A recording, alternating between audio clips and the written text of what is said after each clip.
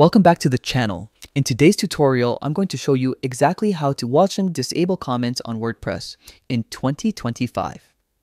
If you're running a business website, a portfolio, or just want a cleaner, distraction-free site, disabling comments can really help you stay focused and maintain a professional look.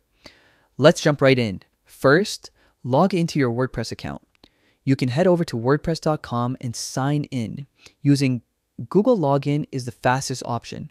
Once you're in, you'll be taken to your main dashboard. From here, look on the left-hand side and click on My Site.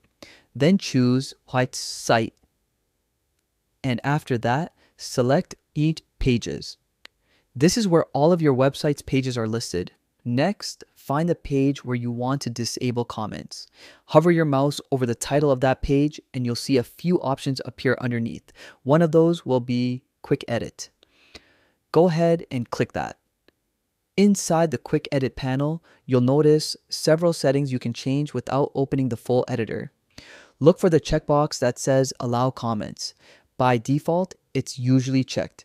To disable comments, simply uncheck that box. Once you've done that, scroll down and hit the Update button.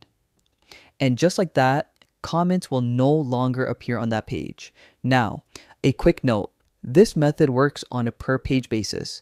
That means you can control which pages allow comments and which don't. This is especially useful if, for example, you want to disable comments on your homepage, about page or services page, but still allow them on a blog or news section. The key takeaway here is that disabling comments gives you more control over the way visitors interact with your site. For professional sites where comments aren't necessary, this keeps your pages cleaner and more focused. And using Quick Edit saves time since you don't need to open the full editor for each page. And that's it. Super simple and effective.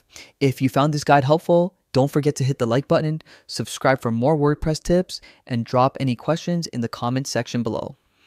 Thanks for watching, and I'll see you in the next tutorial.